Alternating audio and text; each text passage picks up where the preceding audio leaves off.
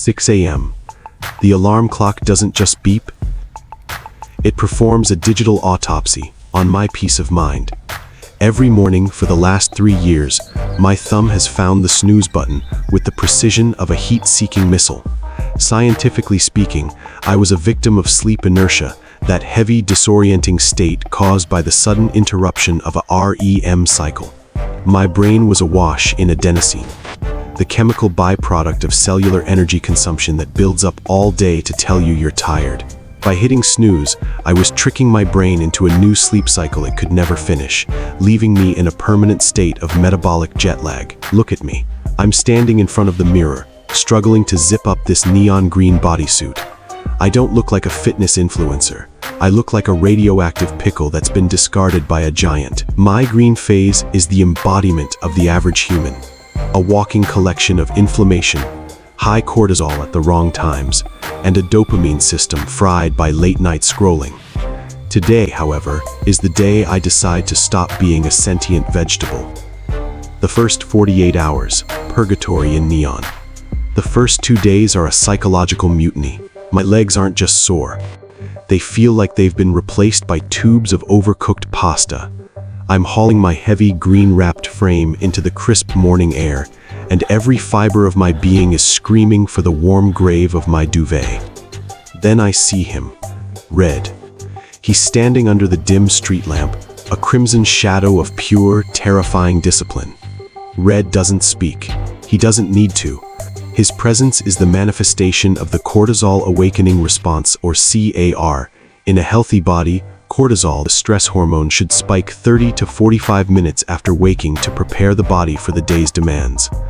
My cortisol levels used to stay flat all morning, leaving me a zombie until my third espresso. Red is here to manually override my system as he performs flawless explosive burpees, his red bodysuit shimmering with sweat. He represents the primal fire of the metabolism. He is the force pushing me from behind, whispering that discomfort is the only language the body understands. The science of the golden hour. Enter yellow. By day 3, something strange happens at the molecular level. I wake up at 5:58 a.m., 2 minutes before the digital executioner strikes. This is the suprachiasmatic nucleus, SCN, at work. This tiny cluster of cells in the hypothalamus is the master clock of the human body. By consistently exposing myself to the early morning light, I am resetting the gears. As I step outside, I see Yellow. She glides past me, her yellow bodysuit catching the first blue hour light like a solar panel. She is the personification of serotonin and melanopsin. When the blue light from the morning sky hits the photosensitive ganglion cells in my retina, it signals the SCN to shut down the production of melatonin, the sleep hormone, and ramp up serotonin, the mood stabilizer. Yellow represents the lightness of a mind that has finally stopped fighting itself. She isn't just running. She is a flow state in motion. Red is the fire that burns the fat. Yellow is the light that guides the nerves. The soggy pickle's pride. The rainy day threshold, day 6. It's pouring rain. My brain, a professional liar, tries to negotiate. The rain will ruin the suit, Green. Go back to bed. The humidity is bad for your soul. But science tells a different story. Even on a gray, overcast day, the light intensity outdoors is roughly 1,000 to 10,000 lux compared to a miserable 500 lux in a well-lit living room. My SCN doesn't care about blue skies. It cares about photons. I drop into the mud, doing push-ups in a puddle. I am a wet green alien in a world of sleeping humans. A neighbor peers through their blinds, looking at me with the pity usually reserved for the clinically insane. I don't care. At this moment, my body is undergoing thermogenesis to keep my core temperature stable in the rain. My brown adipose tissue, the good fat, is burning calories at an accelerated rate to produce heat. I am literally melting my green layers away in the rain. Week 2, the cellular coup d'etat. By the middle of the second week, The honeymoon phase of the new habit has died, and I have entered the metabolic underworld. My abs are still playing hide-and-seek behind a wall of subcutaneous fat, but beneath the surface, a revolution is occurring. Red is now deep inside my liver, managing glycogen depletion. By exercising in a fasted state at 6:00 a.m., I am forcing my body to burn through stored sugar and tap into the deep storage of fat. This is fat oxidation at its peak. Meanwhile, yellow is working on my neural plasticity. My prefrontal cortex, the CEO of the brain, is becoming thicker and more efficient. The brain fog that used to haunt my 10 a.m. meetings is evaporating. This is the phase of autophagy. My body is beginning to eat itself, but only the garbage. It's identifying damaged proteins and worn-out cellular components and recycling them into new functional parts. I'm no longer just a radioactive pickle. I am a pickle being rebuilt from the atoms up. Week 3. The superpower realization. By day 21, I hit the habit formation threshold. The morning alarm no longer feels like an assault. It feels like a starting gun. I've noticed a shift in my social interactions. I was at the office, and for the first time in years, I didn't need a third cup of coffee to survive the 3 p.m. slump. Why? Because my mitochondria, the power plants of my cells, have multiplied. This is mitochondrial biogenesis. By pushing my body through the red intensity every morning, I have signaled to my cells that they need more power. I see yellow more often now. She isn't just a distant figure. She feels like a part of my own shadow.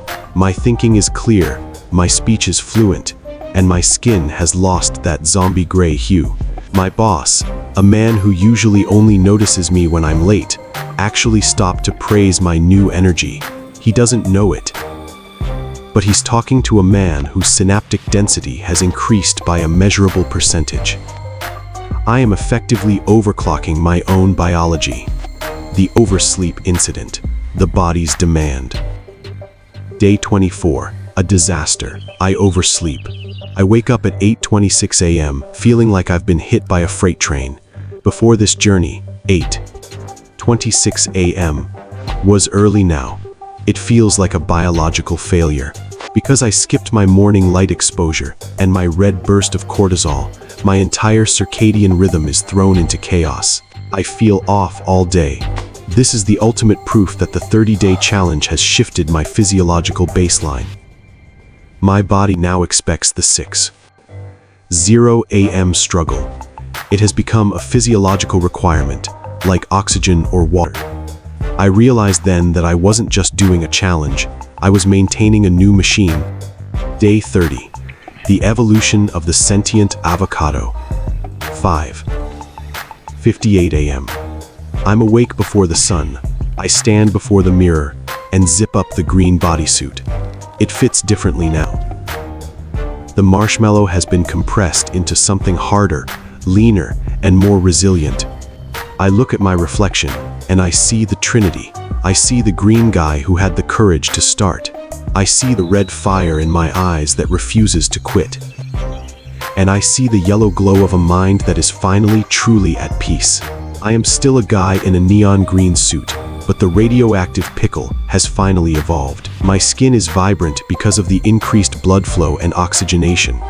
My posture is upright because my core is finally strong enough to support my ambitions. I walk outside into the pale purple dawn. The sky is a gradient of possibilities. My friend, the one who mocked me in week 1, sends a text. Okay, I'm seeing the photos. You look different. You look alive. How do I start? I smile, my fingers flying across the screen. Tomorrow morning, 6:00 a.m. I'll be waiting at the corner. But I should warn you, the first 2 days your soul is going to want to leave your body, but stay for the 30th day.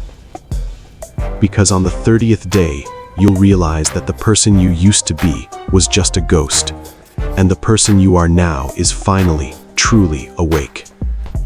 The sun breaks over the horizon. I don't just stay green, I start to glow. 30 days wasn't the end of the journey. It was just the end of the prologue. Now the real story begins.